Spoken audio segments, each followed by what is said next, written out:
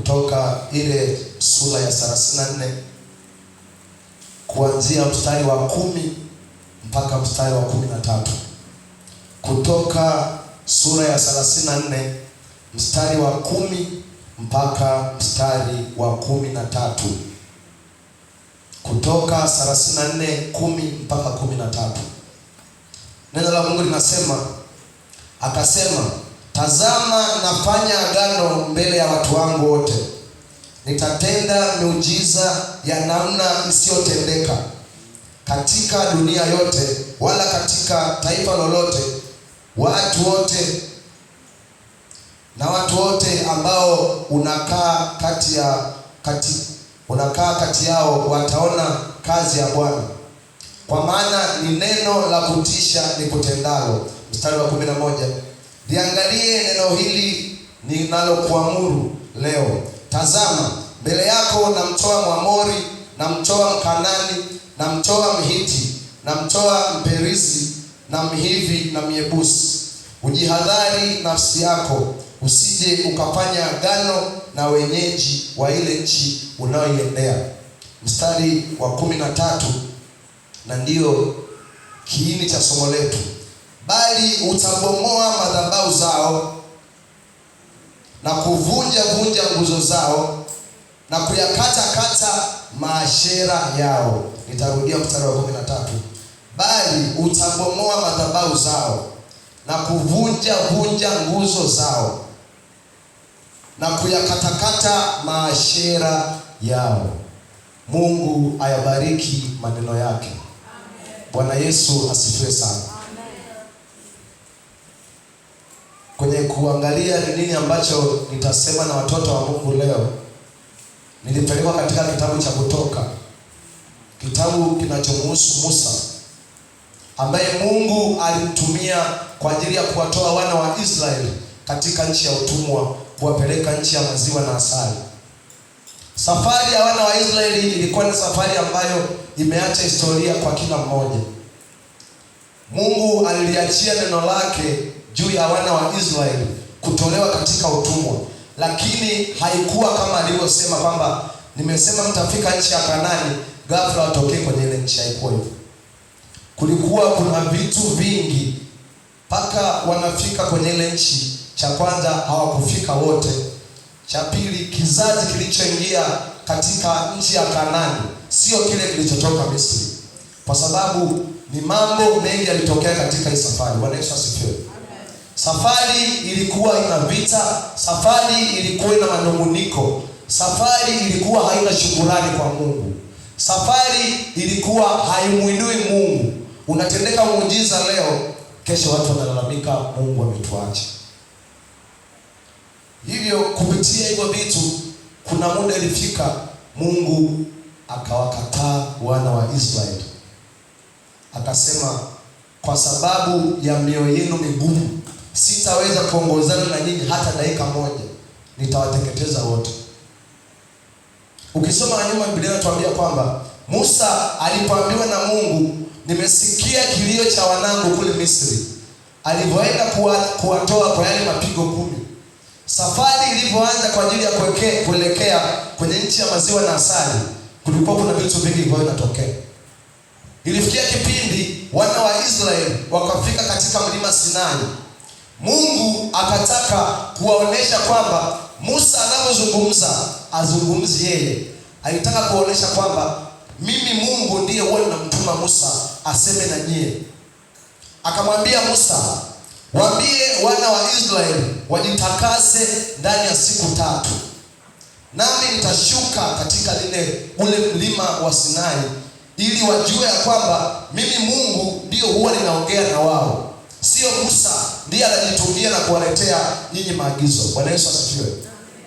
Wakajitakasa, lakini ilipofika ile siku Mungu anashuka katika ule mlima, wana wa Israeli hawakushindwa kuvumilia, kwa sababu ni moshi uliokuwa unatoka katika mlima, ni moto, ni ngurumo. Wakamwambia Musa, hapana, wewe sema na Mungu wako, alafu uje utuambie Mungu anazungumza nini. Bwana Yesu asifiwe sana. Lakini alipoingia kwenye ule mlima kwa mara ya kwanza ili kuzungumza na Mungu, alikaa kule muda wa siku 40 akichukua maagizo kwa Mungu juu ya wana wa Israeli. Lakini katikati ya hizo siku 40 alipokuwa anapewa maagizo na Mungu, aliyowaacha chini walimgeuka Mungu.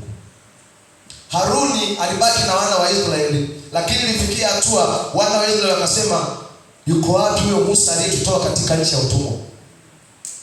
Yuko wapi? Ametutelekeza hapa, tujue anarudi lini. Basi Haruni, tufanyie Mungu wetu ili tuweze kumwabudu. Haruni akasema sawa. Akaambia, toeni pete zenu za dhahabu, fueni hereni. Akaziyeyusha, akatengeneza ndama wa shaba ili waweze kuwa na mwabudu. Bwana Yesu asifiwe sana. Wakati kule Musa yuko juu, Mungu akaona uovu wa wana wa Israeli. Akamwambia Musa, ukitaka uone kama Mungu ukiingia kwenye dhambi, anasema sio wake. Mungu alisema wakati anamtuma Musa, ukawatoe watu wangu, watu wa Israeli ambao nilifanya agano na baba zao, nitawapeleka nchi ya ahadi. Lakini walipotenda ile dhambi, Mungu alisema hivi, Musa, watu wako wanatenda dhambi.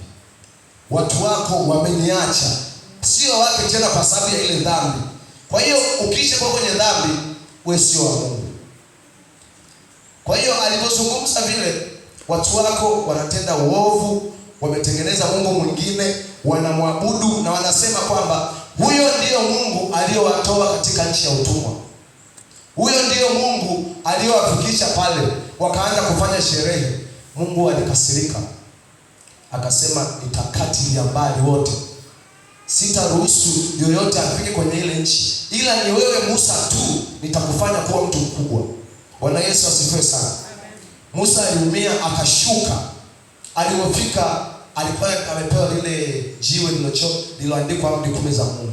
Alipofika chini, kwa ajili ya hasira ya ule uovu, alipasua hata lile jiwe, akakasirika, akafanya vitu vya ajabu kwa sababu alimsikia Mungu anasema amewaacha hata kuwa nao tena. Bwana Yesu asifiwe sana. Ni msingi wa somo, tutafika kwenye kiini. Baada ya kushuka, ilibidi Musa aanze kuomba rehema sana. Ilifikia kipindi Musa anasema, Bwana, ukituangamizia hapa, uone kama Farao atasema Mungu wenu hana nguvu, kwamba amewatoa kwa ajili ya kuangamiza. Amewatoa alafu ameshindwa kuwafikisha ile nchi ambayo aliwaambia. Bwana, wewe ni Mungu mwenye rehema, ni Mungu usiyekuwa na hasira, ni Mungu unayeachilia neema kwa kila mmoja, unapatiliza uovu. Aliongea vitu vingi sana kwa ajili ya kumwomba Mungu rehema. Baadaye Mungu akagairi, akasema hataangamiza. Ilibidi amwite tena Musa juu kwa mara nyingine. Akachukua tena zile mbao malaika alichonga yeye, akaenda akakaa tena, akazungumza na Mungu, akaweza kushuka tena. Lakini katika zile rehema alizoziomba Musa, hapo ndio Mungu alianza kuzungumza kwenye hii sura ya 10. Akasema, tazama, ninafanya agano na wewe. Lakini ndani ya lile agano alisemaje? Uko utakakoenda, ukabomoe zile madhabahu, ukakatekate maashera, ukavunje zile nguzo. Huo ndio msingi wa somo letu, na kichwa cha somo letu linasema kuvunja madhabahu ya giza ya familia. Bwana Yesu asifiwe sana. Bwana Yesu asifiwe sana. Huu ndio msingi wa somo letu. Katika huo mstari wa 13 kuna vitu vitatu. Kuna maashera, kuna nguzo, na kitu cha tatu kuna madhabahu. Maashera kipindi hicho ilikuwa ni aina ya miti au aina ya maua fulani ambayo walikuwa wanayachonga wale watu wa zamani, alafu wanaliweka sehemu, wanakuwa na kuabudu kama Mungu. Kwenye kufuatilia kwangu niligundua maashera ni neno la Kiebrania. Lina maana ya, kuna wengine wanasema kama maua, kuna wengine wanasema ni kama miti fulani ambayo ilikuwa inawekwa special kwa ajili ya kuabudiwa. Na nguzo ni kama unavyojua, walikuwa wanafanya vivyo hivyo. Wanaweka sehemu kwa ajili ya kumwabudu kama Mungu. Alafu kuna neno madhabahu. ili tutazungumzia baadaye. Bwana Yesu asifiwe sana. Sasa nini ambacho kinasababisha maisha ya Wakristo wengi yanakuwa ya ajabu?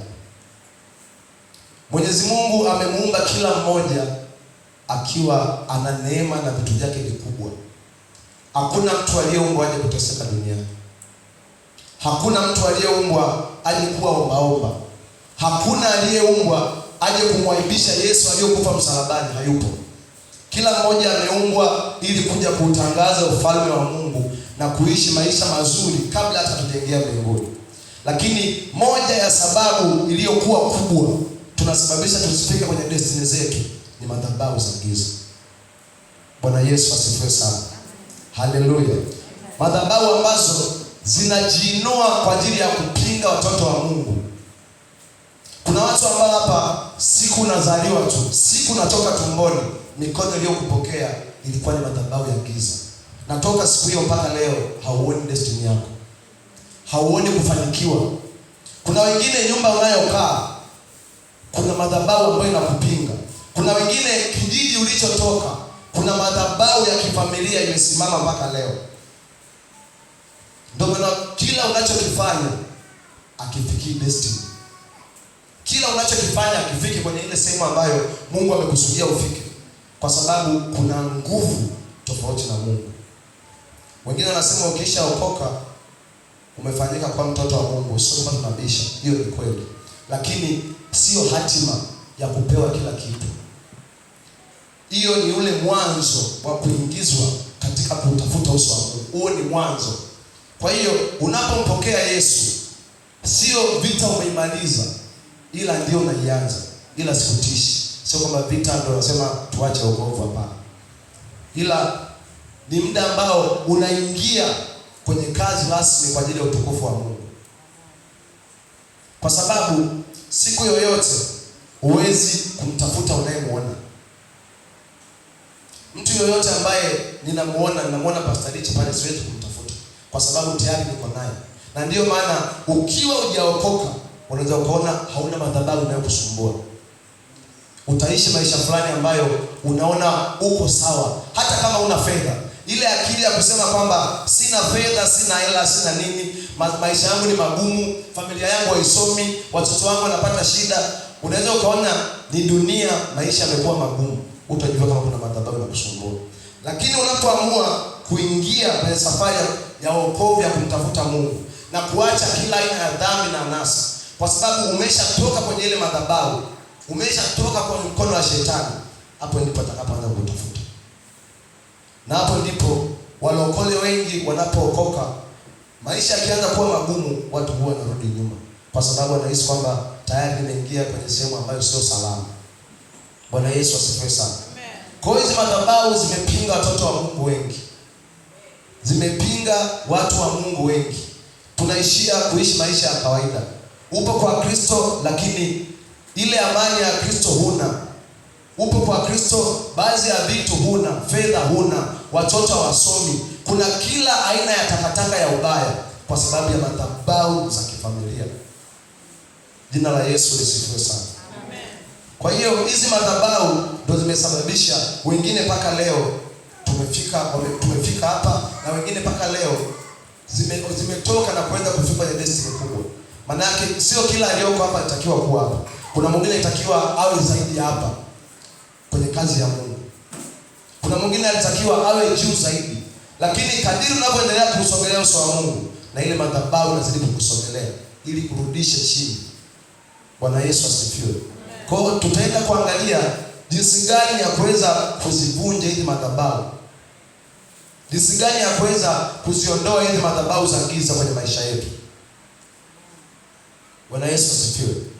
Madhabahu ambazo zinatesa watoto wa Mungu wengi. Madhabahu ambayo kuna muda unaweza ukaona maisha yamefika mwisho. Unaweza ukaona huoni hatima yoyote pa kuelekea. Hujui uende wapi kwa sababu kila unachokifanya hakiendi popote, hakifanikiwi kwa sababu ya madhabahu. Kwa sababu ya mabibi waliokufa walitamka maneno ambayo mpaka kwenye kizazi chako yapo. kwa sababu ya mababu ambao walizinua madhabahu, wakachinja mifugo, wakafanya mambo makubwa ambayo hayo mambo mpaka leo yamesimama kwenye maisha yako na yanasababisha usifikie hatima yako.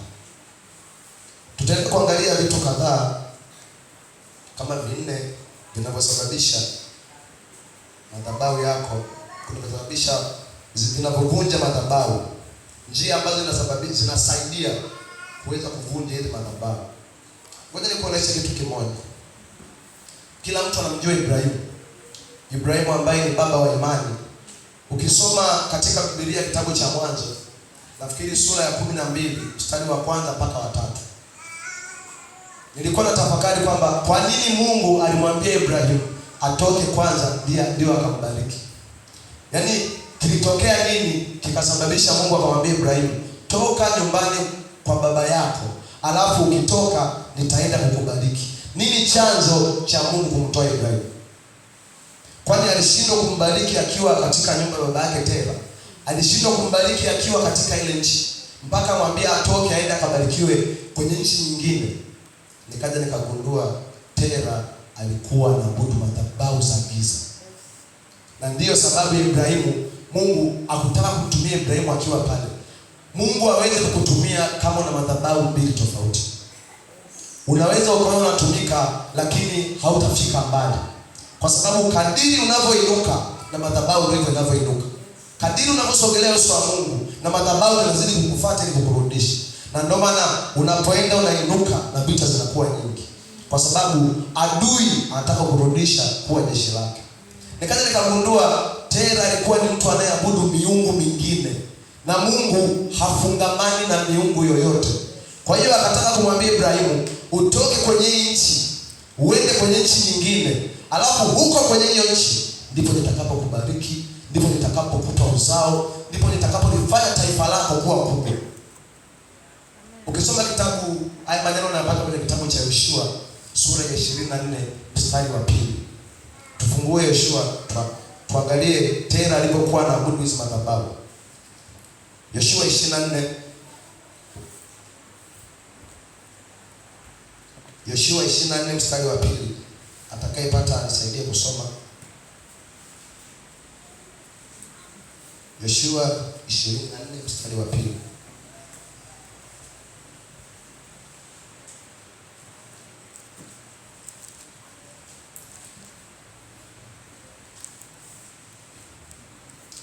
Yoshua 24 mstari wa 2. Pastor ukipata Yoshua 24.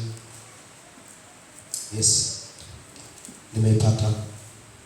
Yoshua 24 mstari wa 2, Biblia inasema, Yoshua akawaambia watu wote, Bwana Mungu wa Israeli asema hivi, baba zenu hapo zamani walikaa ng'ambo ya mto. Maana Tera baba yake Ibrahimu, naye ni baba wa Nahori, wakiitumikia miungu mingine. Bwana Yesu asifiwe sana. Biblia inatuambia kwamba Tera alikuwa anatumikia miungu ya giza.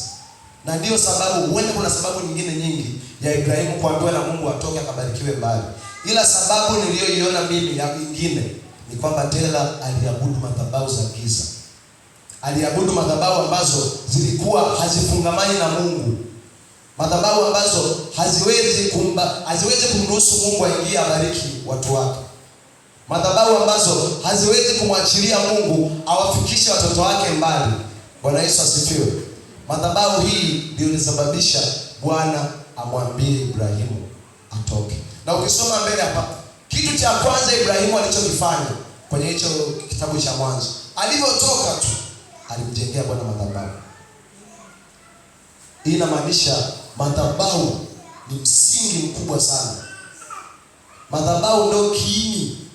Na ndio maana madhabahu za giza zinatusumbua, kwa sababu ndio kiini kinachomiliki wanadamu wote, walio kwa shetani na walio kwa Yesu. Mtu yoyote ambaye atakumiliki kupitia madhabahu, mtoto wa Mungu, hautafika popote mpaka uivunje hiyo madhabahu.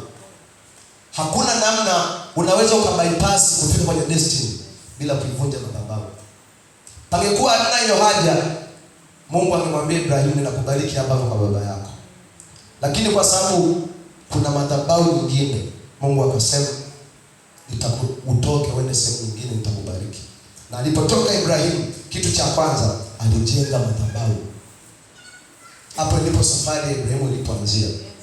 Kwa hiyo kuna umuhimu mkubwa sana wa kuwa na madhabahu moja, madhabahu ya Yesu Kristo aliye hai, madhabahu ya Mungu ambayo alituumba kwa mikono yake, madhabahu ambayo inamilikiwa na Yesu mwenyewe. Na hauwezi kuwa na madhabahu imara ambayo ina Yesu kama na madhabahu za giza. Wewe unaweza ukasema una madhabahu ya giza kwa sababu uone, lakini ukiingia kwenye ulimwengu wa roho, kila unachokiona kinakusumbua. Asilimia kubwa ni madhabahu za nyumbani kwenu ambazo zinasababisha upako. Tuangalie vitu ambavyo vinaweza kusaidia kuvunja hizo madhabahu. Kitu cha kwanza, madhabahu inavunjwa kwa misingi yake. Madhabahu inavunjwa kwa kanuni. Madhabahu inavunjwa kwa utaratibu maalum. Madhabahu inavunjwa kwa sheria zake. Na ndio maana unaweza ukaomba sana, ukavunja mpaka kuvunja, lakini madhabahu bado isikuachie. Haikuachii kwa sababu Mungu anakuona. Madhabahu ya kuzimu haikuachii kwa sababu kuna vitu ambavyo unavifanya labda ni vizuri sana. Madhabahu ya kuzimu haikuachii kwa sababu umeomba masaa mengi. Madhabahu ya kuzimu haikuachii kwa sababu unavunja kwa sauti kubwa. Ninatoa, ninakataa, ninafanya hivi. Sababu sio kelele, sababu sio chochote, ila kuna sababu ambazo, kuna siri ambazo ukizijua utavunja madhabahu kwa urahisi. Kitu cha kwanza, ufahamu. Madhabahu za giza, pointi ya kwanza, zinavunjwa kwa mtu mwenye ufahamu. Bwana Yesu asifiwe. Unatakiwa ufahamu ni madhabahu gani ambayo unataka kuivunja. Inatakiwa ufahamu ni aina gani ya madhabahu ambayo unataka kupambana nayo. Sio kila madhabahu ya kuvunja kwa jina la Yesu, japokuwa linatumika kila sehemu. Sijasema kama uvunje kwa jina lingine, no. Lakini kuna baadhi ya njia ambazo unaweza ukaivunja madhabahu tofauti na kelele hivi. Ingekuwa kuvunja madhabahu ni kutumia sauti kubwa, watu wanao meditate wasingevunja madhabahu za giza. Bwana Yesu asifiwe. Lakini mtu wa hiyo pia anazivunja vizuri, kwa sababu sio maneno mengi na mazito, ila ufahamu. Ukifahamu aina gani ya madhabahu ambayo unataka kuivunja, aina gani ya madhabahu ambayo inakumiliki, aina gani ya madhabahu ambayo imetawala maisha yako, ukijua ni aina gani, ni siri ya kwanza ya kuivunja ile madhabahu. Bwana Yesu asifiwe. Haleluya. Haleluya. Bwana Yesu asifiwe sana. Mwambie jirani yako, ibada ya neno. Mwambie ibada ya neno. Kwa hiyo ukijua siri hii ya ufahamu, ni njia ya kwanza ya wewe kuvunja madhabahu. Nitakwambia kwa nini ufahamu. Watoto wa Mungu, asilimia kubwa ya Wakristo sasa hivi tunatembea kwa kupapasa. Tunatembea kwa kuhisi. Mungu ni Mungu anayezungumza, lakini sisi tunatembea kama Mungu azungumzi. Mungu ni Mungu anayetoa utaratibu kwa kila aliyempokea Kristo, lakini tunatembea kama vile Mungu azungumzi na sisi. Unaweza ukaingia kwenye vita ya kuvunja madhabahu. Nikupe mfano. Umefungua biashara yako, umeona biashara iendelee. Una kila kitu, una mtaji mkubwa, una bidhaa katika frame yako. Kuna muda una matangazo, unatangaza bidhaa. Una kila kitu ambacho kwa akili za kawaida mteja atavutiwa nacho, lakini huuzi. Kitu kingine kinachosababisha ni ile madhabahu haitaki kufanikiwe. Kwa hiyo madhabahu kama haitaki kufanikiwe, ukiingia tu, Baba katika jina la Yesu ninavunja, sio mbaya, atuseme tusivunje. Kuvunja ni tunavunja, lakini una ufahamu gani juu ile madhabahu? Unafahamu nini juu ile madhabahu? Ni madhabahu ambayo imetengenezwa vipi mpaka imekuzuia wewe? Ni madhabahu ambayo ilisukwa vipi huko mpaka ikakufikia kukutawala. Unaweza ukasema ni kitu kigumu kujua, lakini kwa Mungu yote yanawezekana. Mungu anaweza kukufunulia tangu umezaliwa tumboni na mama yako mpaka kufika leo. Anaweza kukufunulia ulikopita, ulikosoma mpaka umekuja kufikia hapa. Kila kitu anaweza kukwambia. Ninaamini 100% anaweza kukwambia. Hashindwi kukwambia ni madhabahu gani yanayokusumbua. Kwa hiyo cha kwanza, unapotaka kuvunja madhabahu, ukiona kuna sehemu yoyote ambayo hii sehemu nahisi hakuna ukawaida, hii sehemu nahisi hii vitu haviendi kawaida sehemu, huenda kuna kitu kinazuia, na akili yako inakupeleka kwamba kuna nguvu za giza zinazuia, kitu cha kwanza muulize Mungu, kitu gani kinaendelea kwenye biashara? Kitu gani ambacho kinasababisha mimi siuzi? Kitu gani ambacho kinasababisha na fedha na kila kitu ila mtoto wangu anakuwa wa mwisho? Kitu gani kinachosababisha na mali na majumba na vitu vyote nilivyo navyo, lakini bado kila nikitaka kusogea siwezi kusogea, nikitaka kufanya kitu siwezi kufanya? Kitu gani kinachosababisha ndoa yangu kila nikijaribu kuitengeneza, ninaomba sana, ninafanya kila kitu, lakini bado vita ipo? Muulize Mungu. Mwambie Mungu, nini ambacho kinasumbua hii ndoa yangu? Mungu akikwambia ni madhabahu, usiishie kusema ni madhabahu navunja. Muulize Mungu, ni madhabahu ya aina gani na naivunjaje?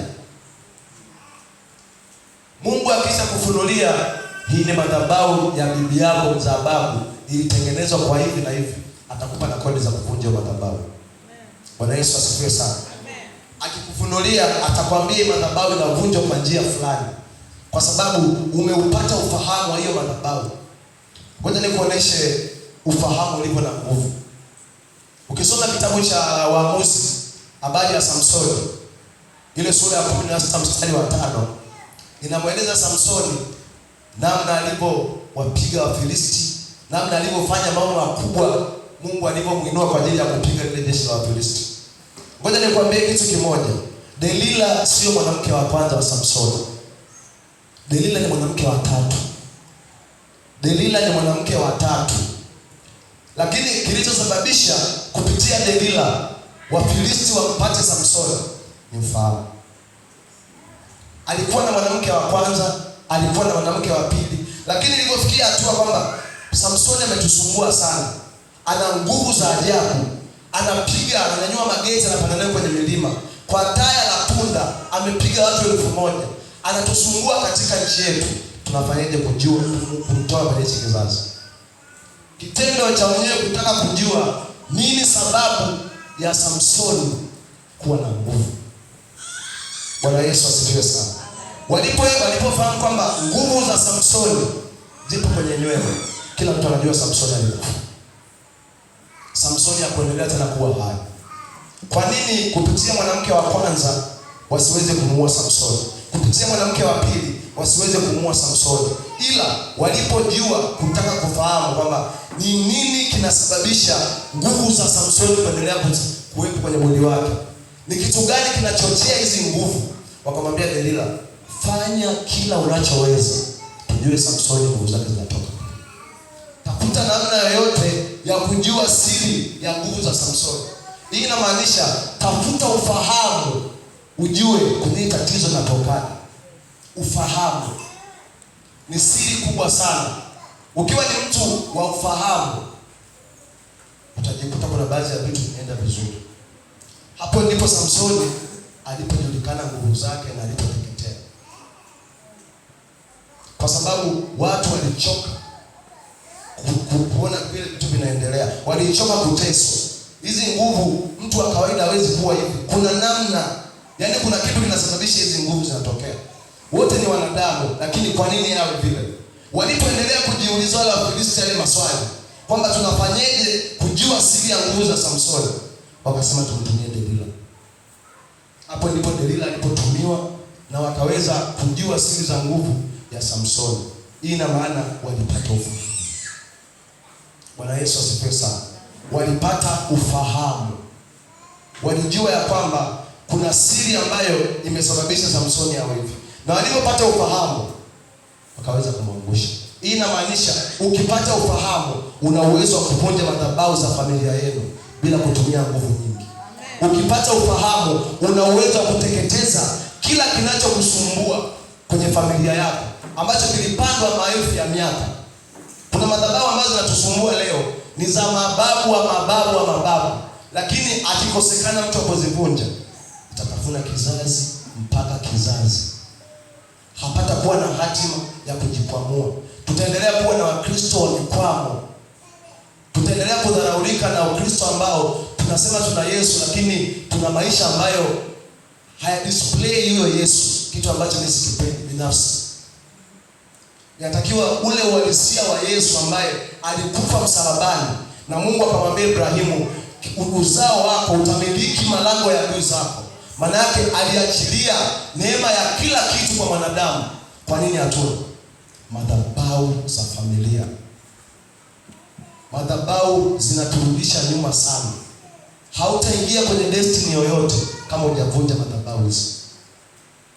Mungu afanye kazi na mioyo iliyo nusu. Anataka unapojikomiti kwake uwe na madhabahu moja tu. Na ili kuwa na madhabahu moja, inatakiwa ile madhabahu iliyopandwa tuweze kuivunja. Bwana Yesu asifiwe sana. Hapo ndipo tutaweza kuiona hatima ambayo itatembea na sisi katika ubora. Ufahamu. Mwambie jirani yako ufahamu. Bwana Yesu asifiwe sana. Bwana Yesu apewe sifa. Amen. Bwana Yesu asifiwe. Amen. Ufahamu ni siri ambayo itatuwezesha kuvunja madhabahu za mababa, kuvunja madhabahu za familia. Wewe ni mwimbaji, wewe ni nabii, wewe ni mtabiri, wewe ni apostle, wewe ni evangelist. Kila nafasi ambayo Mungu amekupatia haitakuwa na chachu, haitadumu kufika kule kama kuna madhabahu inakumiliki. Ni lazima utafute muda wa kuivunja madhabahu ili uweze kuwa free na madhabahu ya Yesu itawale maishani mwako. Amen. Bwana Yesu asifiwe sana. Amen. Bwana Yesu apewe sifa. Amen. Tutaangalia mfano wa mwisho. Tuangalie kitabu cha Samueli wa kwanza ile sura ya 3. Samueli wa kwanza sura ya 3. Samueli wa kwanza sura ya 3, Pastor Dennis. Mstari wa 6 mpaka 8. Tasoma kitabu cha Samueli wa kwanza sura ya 3 mstari wa 6 mpaka 8. Biblia inasema, Bwana akaita mara ya pili, Samueli, Samueli. Akaondoka akamwendea Eli akasema, mimi hapa. Yes. Kwa maana uliniita. Yes. Akajibu, sikukuita mwanangu, kalale tena. Basi Samueli alikuwa hamjui Bwana bado, na neno la Bwana lilikuwa bado halijafunuliwa kwake. Yes. Bwana akamwita Samueli mara ya 3. Yes. Naye akaondoka akamwendea Eli akasema, mimi hapa, kwa maana uliniita. Ndipo Eli akatambua ya kuwa Bwana ndiye aliyemwita yule mtoto. Amen. Hii ni story ya Eli na Samueli. Eli na Samueli. Ukisoma haya maneno tunasema hivi. Bwana alipokuwa anamuita Samueli, kwa sababu hakujua kama ni Mungu anayemuita. Kwa sababu kipindi kile palikuwa pana uadimu na neno la Mungu. Neno la Mungu lilikuwa ni gumu kufunuliwa. Samueli alipoitwa na Mungu, Biblia inasema kwa sababu hakujua kama ni Mungu anamuita. Alafu mbele anasema ndipo Eli akatambua ni Mungu aliyemwita. Sijui unaelewa? Mwanzo tunamwona Samueli hakujua kama aliitwa. Hapo tunakuja kuona Eli akajua kama ni Mungu amemwita. Hii inamaanisha Samueli alikuwa na ufahamu. Samueli alikuwa elewi ni Mungu anayemwita. Samueli alikuwa ajui kama kaitwa na Mungu, alijua kaitwa na Eli. Na Eli naye alipo mara ya kwanza akasema sijakuita, rudi kalale. Mara ya pili akasema sijakuita, rudi kalale. Ndipo Eli akapata ufahamu, hapana. Huyu anayemwita ni Mungu. Na ukitaka kuona Samueli alipoitika tu, ndipo Mungu alipoanza kuzungumza na Samueli. Bwana Yesu asifiwe. Mungu hazungumzi nje ya ufahamu wako. Kiwango chako cha ufahamu ndicho kiwango cha wewe kusikia na kujua Mungu na kupokea kwa Mungu. Kiwango chako cha ufahamu ndicho kiwango cha kuvunja madhabahu. Kiwango chako cha ufahamu ndicho kiwango ambacho kitasaidia uteketeze yale maashera, ukatekate kila madhabahu ya vunje, kwa sababu ya kiwango cha ufahamu. Samueli alipokuwa ajui, aliteseka. Unaenda kulala, unasikia sauti, unarudi, mtu anakuambia sijakuita, unaenda, unarudi, ni kukosa ufahamu. Lakini Biblia inasema yeye alipopata ufahamu kama huyu ni Mungu, ukienda itika hivyo. Alipoitika, Mungu akazungumza na Samueli.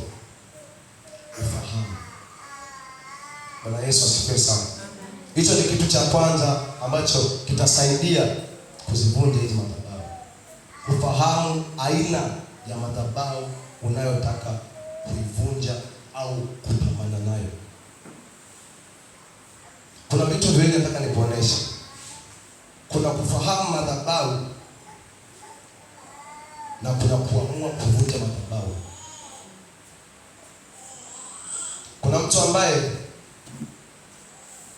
aliota ndoto yuko juu ya mwembe wa nyumbani kwao, amejitusha chungu. Ni mfano uwanja katikati ya nyumbani kwao kijijini huko Dar, unaota umejitusha chungu. Ulipoota ukamtafuta labda mtumishi wa Mungu, akakwambia hii ni madhabahu ya nyumbani kwenu na kusumbua. Akisha kwambia, akakupa maelekezo ya kufanya, umpata ufahamu.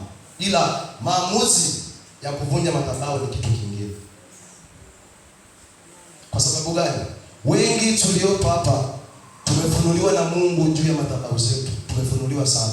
Na kuna mmoja ukifunuliwa unaondoka kabisa kwa shangwe, na kwa mwingine unaondoka kwa sababu nimejua siri ndio hii. Nimejua hiki wakuja kwa mtumishi, prophetess, nimeota hivi na hivi. Anakupa maelekezo mazuri ambayo yatakusaidia kuvunja ile madhabahu. Manake anakupa ufahamu. Ila shughuli ya kuvunja madhabahu haipo kwa mtumishi ambaye unaenda kumwambia. Sio kwamba haipo hataki kuvunja, no. Kitu cha kwanza ambacho kinatakiwa kufanyika ni wewe kuamua. Ukiisha kuwa na ufahamu wa kuivunja ile madhabahu, kwamba nimejua kama ni madhabahu ya aina fulani ndio nitawala, nimeambiwa au Mungu kanifunulia. Kuna mwingine anafunuliwa na Mungu na unaambiwa kabisa ni madhabahu ya aina fulani, ila kuna ule kawaida unaona kwamba kwa sababu ninaishi, kwa sababu ninapata 100-200, unaacha kuvunja zile madhabahu. Uweze kufika destiny yako, kwa sababu zitaendelea kukutawala na kukumiliki. Kwa hiyo kitu kingine ambacho ni cha msingi na cha kuzingatia ni maamuzi kutoka kwenye moyo wako. Ukisha kuwa na ufahamu, kitu cha pili ni kuamua.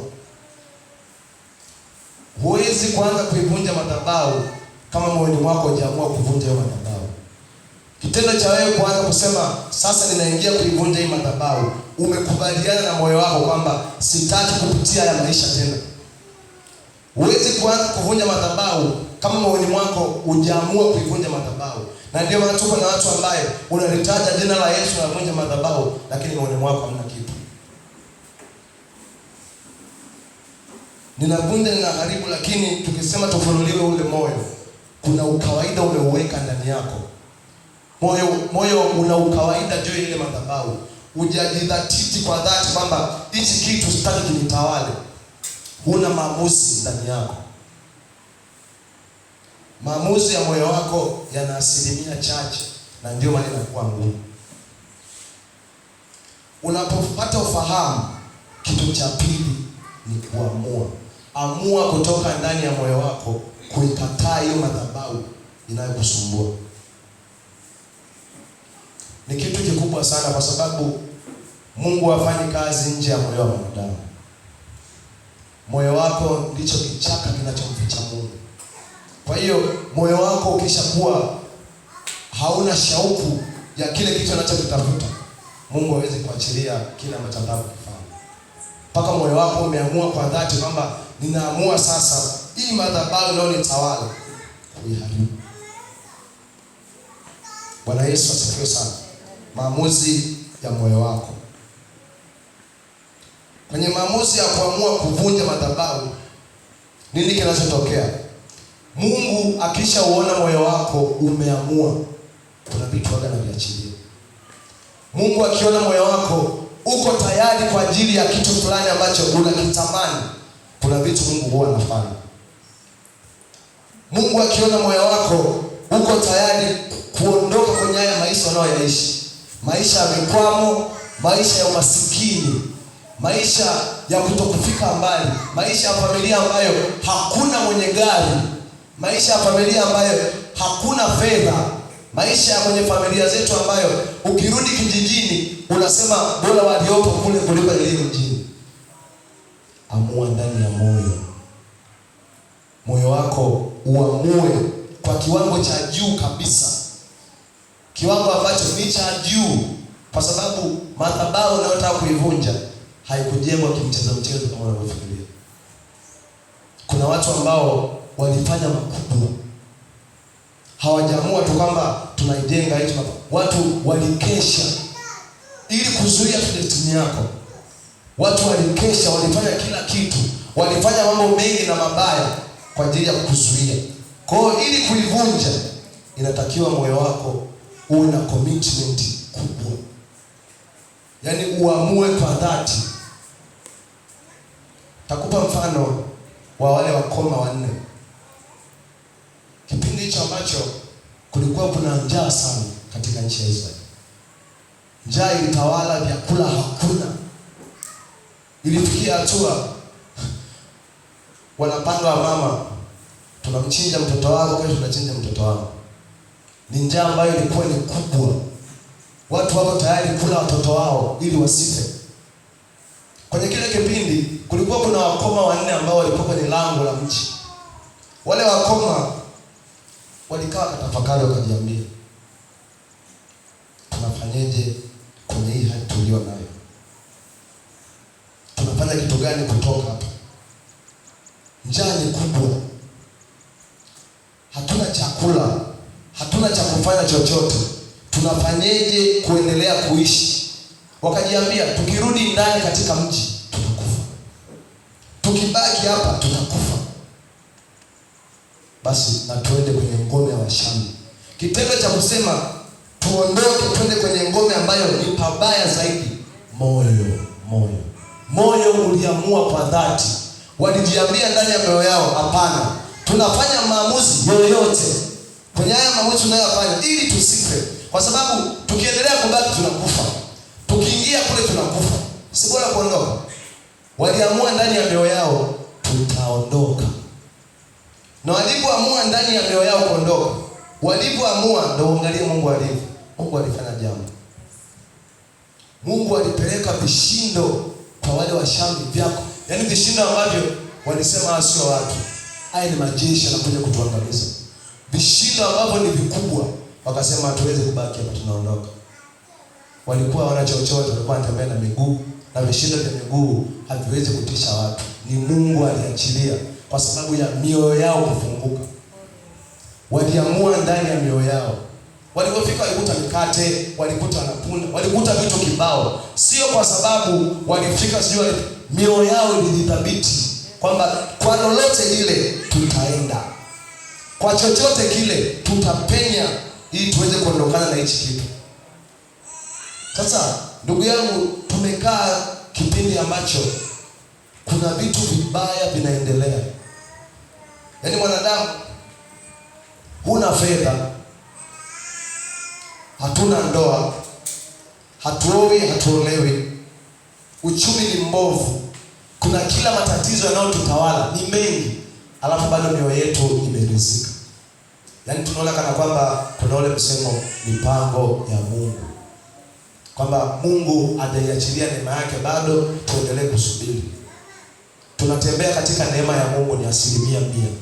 Tupo kwenye neema ya Mungu, lakini kuna baadhi ya vitu Mungu anaangalia moyo wako unasemaje kuhusu wewe. Moyo wako umefunguka kiasi gani? Moyo wako unaamua nini kwenye unachokipitia. Ni kweli tunapozungumza kuvunja madhabahu, unasikia ndani ya moyo wako kwamba hakika leo nitatoka huko ndani kwenda na madhabahu moja ya Yesu Kristo. Ni kweli tunapozungumza unasikia ndani yako kwamba hebu tufanye haraka ili tuweze kuzivunja hizo madhabahu, maana nimechoka kuonewa. Kama moyo wako unaposikia maneno umebaki kwenye ukawaida, ni ngumu kuivunja hiyo madhabahu. Pasipo moyo wako kufunguka, hutofanya chochote. Pasipo moyo hakuna kitachofanyika hata kimoja. Trust me. Unapoweka moyo wako ndivyo unavyokuwa. Yaani kiwango cha moyo wako kujiachia kwa Bwana ndicho kiwango cha yeye kuachilia mambo ndani yako. Kiwango cha moyo wako kikiamua kwenye ukubwa, kujidhabihu kwenye ukubwa zaidi, mimi nakuhakikishia Mungu pia anafanya makubwa ndani yako. Amen. Hakuna namna Mungu anaweza akaja kufanya kazi na wewe kama moyo wako hujaamua. Na ndio maana tupo kwenye kipindi ambacho samani tukisema tunavunja madhabahu, kuna neno unasema mbona kuna ukawaida, mioyo. Moyo wako hujadhibiti. Kwa sababu kuna aina ya maisha ambayo unaona umeyapata. Hayo maisha yapo zaidi ya hayo ambayo Mungu amekuandikia. Kuna vitu vikubwa ambavyo Mungu anataka uvifikie. Ukiwa na Yesu, haya sio maisha ambayo ni mwisho. Mungu amesema maneno mengi sana juu ya maisha yetu. Hajasema tuwe maskini. Hajasema tusiwe na fedha. Hajasema ndoa zetu ziwe na shida. Hajasema tuwe na magonjwa. Hajasema ubaya wowote. Hakuna kwenye Biblia neno linalosema Mungu ametuumba ili tutabike. Anasema kuna maneno ya nchi. Waliambiwa waende kwenye nchi ya maziwa na asali. Tukifanya hivi tutakuwa watu wa fulani. Lakini shida nini? Mioyo imefunga. Hakuna namna Mungu atazungumza nje ya moyo wa wanadamu. Hakuna. Jaribu kuangalia the way unavyoamka asubuhi na mapema kwenda kugombana na daladala kwenda kazini. Namna ambavyo turukushani unapolala unawaza kwamba kesho kazini asubuhi nisipoenda takufa njaa, nisipoenda watoto wasomi, nisipoenda kuna hiki na hiki. Unaona huo moyo ambao umeuweka kwenye kazi na hauwezi kumisi ile kazi. Unaona jinsi ambavyo unajizatiti kuifanya hiyo kazi. Sijasema tusifanye kazi, hapana. Lakini unapouachia moyo kwenye hiyo kazi, moyo unapouachia kabisa ni kwamba hii ndio kazi na unaweka mjini, badilisha. Fanya kazi kwa moyo, ila usizidi moyo ambao umempa Mungu. Moyo uliompa Mungu uwe na asilimia kubwa kuliko chochote katika ulimwengu. Mimi naamini, huwa namwambia mke wangu kila siku, Mungu anafanya chochote. Ndani ya moyo wangu huwa naamini 100%. Yaani sijawahi kuamini kwamba kuna namna hivi ndivyo tulivyoishia. Sio kweli. Watoto wa Mungu, ngoja niwaambie, kuna vitu vikubwa sana Mungu ameviandika kwenye hichi kitabu. Vingi ambavyo tukipita kwenye mifumo yake vyote ni vyetu. Ila cha kwanza ni moyo. Moyo wako umejidhatiti vipi? Ukisikia kuna ibada ya jambo fulani, maandalizi ya moyo wako yako vipi? Ukisikia leo kuna kuombea kitu fulani, leo ni ibada ya kuvunja misingi, leo ni ibada ya kuvunja madhabahu, kukatakata maashera, kuvunja zile nguzo, unachemka kiasi gani moyo wako? Au kuna namna kuna ukawaida tu? Ukiona kuna ukawaida, zitaendelea kutushikilia sana. Bwana Yesu asifiwe sana. Amen. Haleluya. Amen. Bwana Yesu asifiwe. Amen. Hicho ni kitu ambacho pia ni siri katika kuvunja madhabahu za giza. Moyo wako unauandaa vipi? Moyo wako unazungumza nini? Ni umeingia kanisani bado unawaza madeni kwenye maisha yako, bado unawaza vitu vibaya, moyo wako bado umeshikilia uchungu, moyo wako bado umeshikilia visasi na marafiki, au umesema moyo wangu ninakupa Bwana, au umesema moyo wangu ninauachia leo ili kila kilichonishikilia leo iwe mwisho. Yaani nitakapotoka kwenye hii ibada, nikiingia mtaani, wateja wakaje kwenye biashara yangu. kwa sababu kile kilichokuwa kinanishikilia kimeondolewa. Bwana Yesu asifiwe sana. Haleluya. Hicho ni kitu cha pili ambacho tumekiangalia, kwamba inatakiwa uamue ndani ya moyo wako, uamue kufanya ili Mungu afanye. Bwana Yesu asifiwe sana. Kitu kingine ambacho ni msingi katika kuvunja madhabahu, na ni kitu kikubwa sana, ni madhabahu na kuhani. Bwana Yesu asifiwe. Madhabahu na kuhani.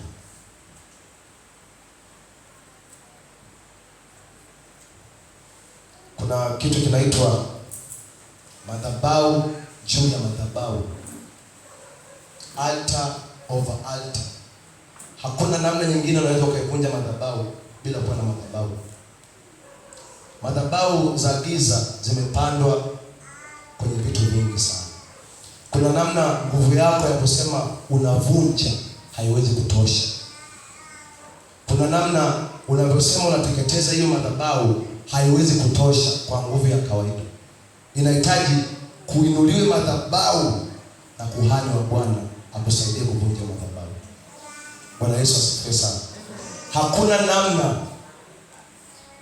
katika madhabahu iliyotengenezwa kwenye viwango vya juu vya kafara ukaivunja kwenye ukawaida, sio rahisi.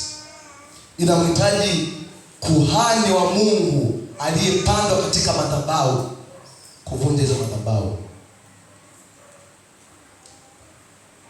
Biblia inasema ukishampokea Yesu amekupa mamlaka na kila kitu. Hiyo ni kweli, sio uongo. Lakini kuna viwango unamhitaji kuhani. Yaani kuna viwango huwezi kwenda bila kuhani. Hakuna kitu muhimu kama kuhani wa Mungu aliyepandwa kwenye madhabahu. Hakuna kitu muhimu kama hicho. Wengi tunateseka kwa sababu, nilitoa mfano, unapewa maelekezo, unafanya kila kitu, unapewa kila aina ya njia ya kuvunja madhabahu na kuhani, alafu ufanye. Kuna watu leo yuko nyumbani haji kwenye ibada, anasema nilishapewa maelekezo nitavunja nikiwa nyumbani. Hazitakuachia. Kwa sababu inahitaji uingie kwenye hekalu la Mungu ambapo ameipanda madhabahu yake na kuna mtumishi aliyemweka ili akusaidie kuvunja. Na ndio maana kuna muda unaweza ukaomba sana, ukaomba na kufunga, alafu ukutana na mtumishi wa Mungu aliye wa kweli. Uliyeomba yale akatamka neno kwa njia sio yakawa. Unafikiri kwa sababu gani? Kuna nguvu Mungu ameweka kwa kuhani. Kuhani amepewa mamlaka ya kuweza kuwafanya watakatifu, kuwakamilisha. Paulo anasema wamewekwa makuhani, mitume, wamewekwa kila aina ya ofisi kwa ajili ya kukamilisha watakatifu na kujenga mwili wa Kristo. Watakatifu wakamilishwe kama wameshikwa na madhabahu za familia, sio kweli. Ili uwe mtakatifu inatakiwa uwe na madhabahu moja. Kwa hiyo kuhani anapokamilisha utakatifu wako, anachangia wewe kuingia mbinguni. Na ni ngumu kwa sababu gani? Mfano, kuna madhabahu ambayo inakutawala alafu umeokoka. Nakwambia kitu kimoja, unapoendelea kukaa bila kuivunja ile madhabahu, inaendelea kukutawala. Inapoendelea kukutawala, ndicho inafikia kipindi unaona mtu amerudi nyuma kabisa kwenye wokovu, kwa sababu imeshamzidi nguvu kwa kutokuifanyia kazi. Kuhani na madhabahu ya Mungu ni kitu muhimu sana. Hakikisha unaheshimu kuhani wa Mungu kwa viwango vikubwa. Hakikisha unaheshimu madhabahu yake kwa viwango vikubwa, kwa sababu ndipo kuna siri ya wewe kujitenga na hizo madhabahu. Hakuna namna madhabahu itavunjwa bila madhabahu. Ili madhabahu ivunjwe, inatakiwa inyanyuliwe madhabahu yenye nguvu kuliko ile iweze kuvunja hizo madhabahu. Bila hivyo kutakuwa kuna shida kubwa. Hatujasema tusiombe wenyewe, hapana. Lakini kuna viwango vya madhabahu za giza huwezi kuzivunja mwenyewe bila kuwa na kuhani na madhabahu ya Mungu. Sio kweli. Madhabahu ni kitu muhimu. Kwenye ishu ya madhabahu, kuna madhabahu, mfano madhabahu ya hii tulionayo hapa. Hii ni madhabahu ambayo ni Mungu mwenyewe ameisimamisha kupitia mtumishi wake. Alafu kuna madhabahu ambayo wewe upo nyumbani kwako unasema nitaweka madhabahu yangu hapa, nitakuwa ninaomba na kuabudu. Ile pia ni madhabahu. Shida inakuja moja. Huwezi kusema nina madhabahu nyumbani kwa sababu ishu ni kuvunja hizi madhabahu za giza, inahitaji madhabahu yoyote. Una madhabahu yako nyumbani ukasema hii madhabahu inanitosha kuvunja. Upo na chumba kimoja. Umetengeneza hiyo madhabahu. Chumba hicho anaingia boyfriend, anaingia girlfriend. Hakuna madhabahu. Ni ngumu. Hakuna madhabahu itakayofanya kazi eneo la hilo. Hakuna. Sio kwamba ndio kuna ubaya utakuwa unaufanya sana kwa sababu hiyo, ila kuna kiwango ambacho ukihitaji kuzivunja hizo madhabahu, hiyo madhabahu yako ya nyumbani itakusaidia. Utakuwa umekutana na madhabahu iliyosimamisha Mungu mwenyewe. Bwana Yesu asifiwe sana. Amen. Bwana Yesu asifiwe sana. Amen. Haleluya. Amen. Madhabahu na kuhani. Madhabahu na kuhani ambaye Mungu amempanda.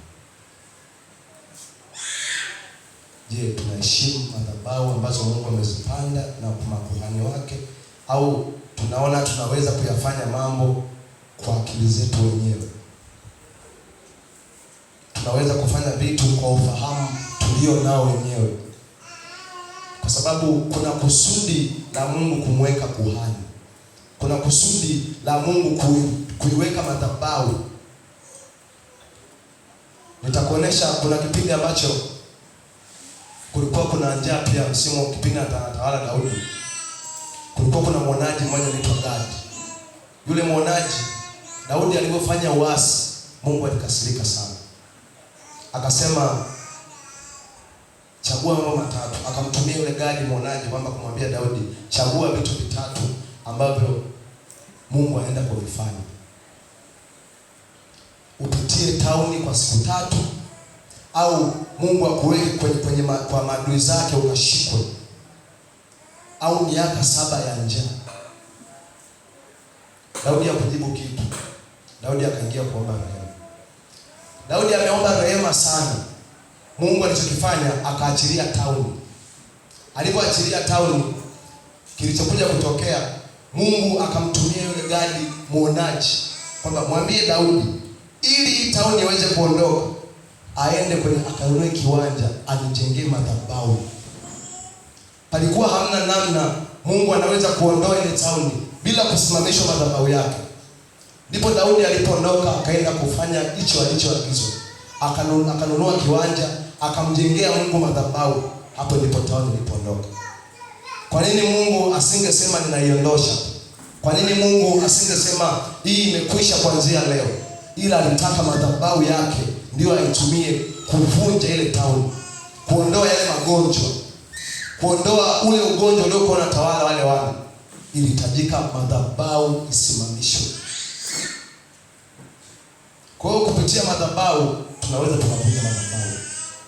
Kupitia madhabahu tunaweza tukavunja misingi ya familia inayotutawala, na ni kitu kikubwa sana.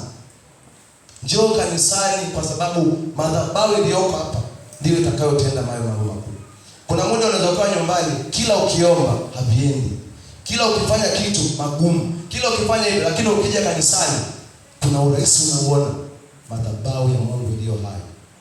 Kwa sababu madhabahuni kuna malaika, kuna kila kitu ambacho Mungu amekipanda kwa ajili yako. Kwa hiyo unaposema nitavifanya hivi vitu nyumbani, unapotea. Hatuseme tusifanye, no, nielewe. Unatakiwa kuomba nyumbani, inatakiwa kufunga, inatakiwa kufanya kila kitu. Ila kuna level ya madhabahu huivunji bila madhabahu. Bwana Yesu asifiwe sana. Madhabahu ya Mungu na kuhani wake. Haleluya. Ni kitu kimoja kikubwa sana. Palikuwa hamna namna Daudi hawezi kutoka na kuachana na ile tauni mpaka ametengeneza madhabahu. Palikuwa hamna Daudi anaweza, kwa sababu ameomba rehema, alikuwa na uwezo wa kusamehewa bila kuambiwa chochote. Kwa nini Mungu amwambie ajenge madhabahu? Kwa nini Agano la Kale kila anayeinuliwa atamjengea Bwana madhabahu. Kwa nini? Palikuwa hamna namna atainuka mtu bila kujenga madhabahu. Sio kweli. Kila anayeinuliwa utaona alienda akafika sehemu fulani akamjengea Bwana madhabahu. Musa ametembea na wana wa Israeli, lakini kuna namna akitaka kusema na Mungu ataingia madhabahuni. Kuna muda akitaka kuzungumza ataingia kwenye madhabahu ili aseme naye. Madhabahu ina nguvu ya ziada kuliko tunavyofikiria. Amen.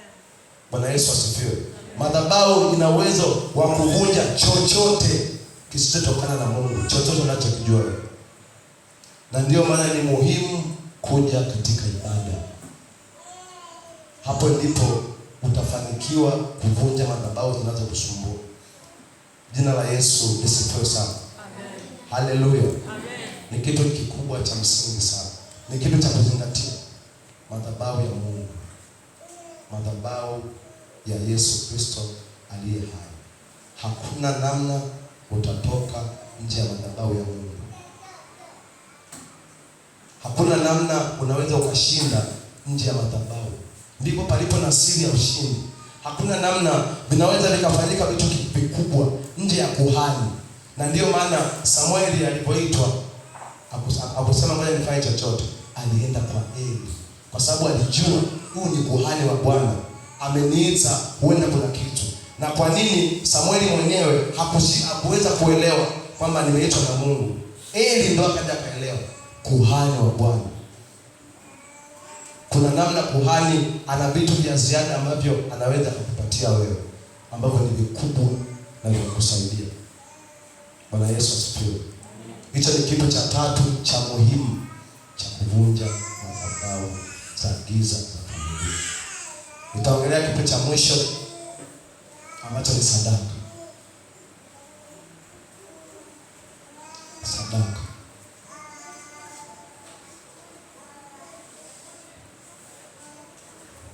Sadaka. Bwana Yesu asifiwe. Haleluya. Bwana Yesu asifiwe sana. Sadaka ni kitu ambacho kina nguvu kwa ajili ya kuvunja madhabahu za giza. Kina nguvu sana.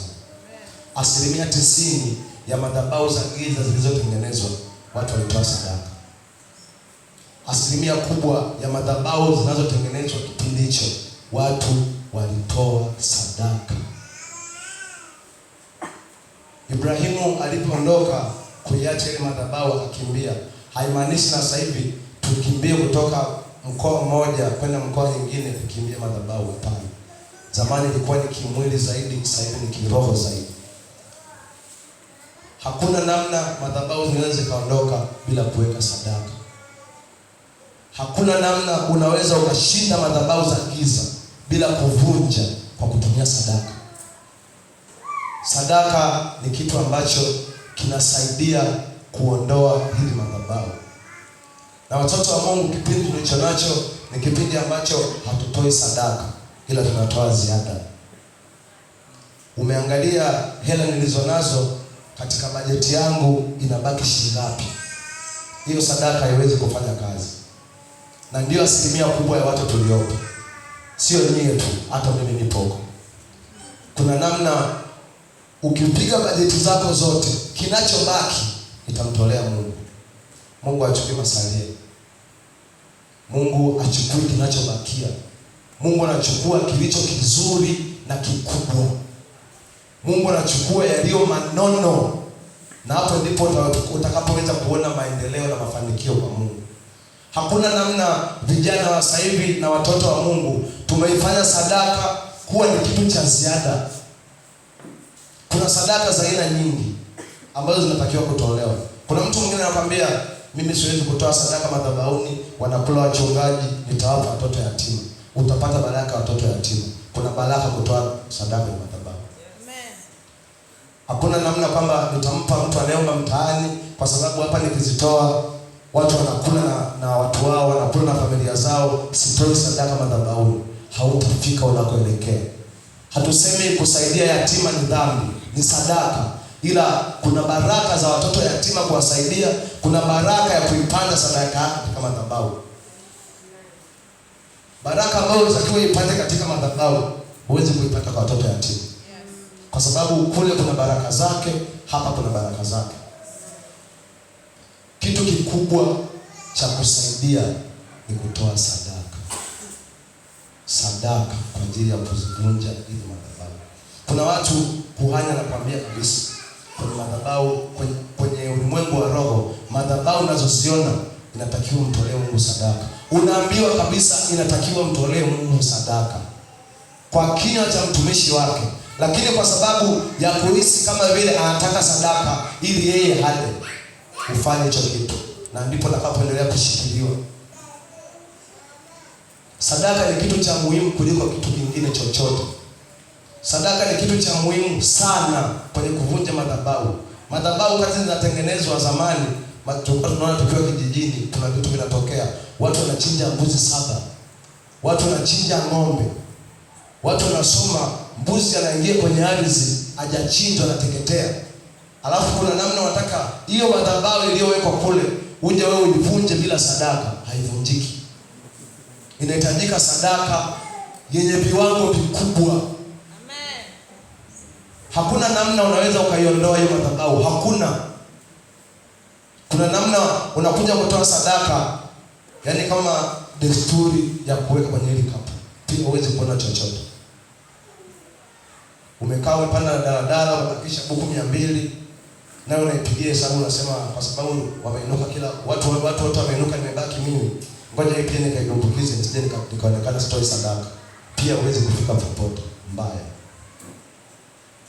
Inakuhitaji kuelewa kwamba sadaka ina mzigo mkubwa.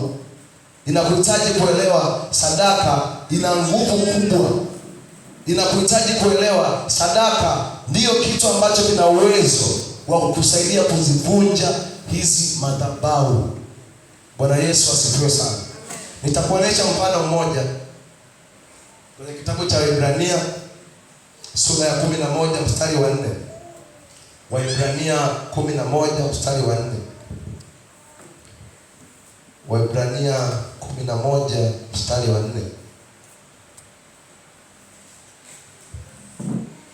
Kitabu cha Waebrania sura ya 11 mstari wa 4. Pastor, ukipata msaidia. Nasoma kitabu cha Waebrania sura ya 11 mstari wa 4, inasema kwa imani Abeli alimtolea Mungu dhabihu iliyo bora kuliko Kaini. Kwa hiyo alishuhudiwa kuwa ana haki. Mungu akazishuhudia sadaka zake, na kwa hiyo ijapokuwa amekufa angali akinena. Bwana Yesu asifiwe. Biblia inaongelea Habili. Kulikuwa kuna Habili, kulikuwa kuna Kaini, watoto wa Adamu. Mmoja alikuwa mwindaji wa mawindo, mwingine alikuwa mkulima wa mashambani. Nilikuwa najiuliza kwa nini Mungu alikataa sadaka ya Kaini. Nilikuwa natafakari hichi kitu. Ukisoma kitabu cha Mwanzo kwenye habari ya Habili na Kaini, Biblia inasema alipotoa Habili sadaka, alitoa katika manono. Bwana Yesu asifiwe. Alitoa katika manono ya mifugo. Kwa hiyo sadaka sio ziada. Sadaka ni kile ambacho wewe umekipa thamani ya kwanza. Sadaka ni kitu ambacho umekipa ukubwa. Ile fedha ambayo unaona hii ndio fedha ninayoitegemea, hiyo ndio sadaka. Habili alikubaliwa na Mungu kwa sababu Biblia inasema alitoa manono. Manono maana yake vilivyokuwa bora kwenye maisha yake, vilivyokuwa vikubwa kwenye maisha yake, ndivyo Habili alivyovitoa. Na ndio maana Mungu akaitazama sadaka yake. Na hapa nasema angali amekufa yupo akinena. Yaani mtu amekufa lakini kwa sadaka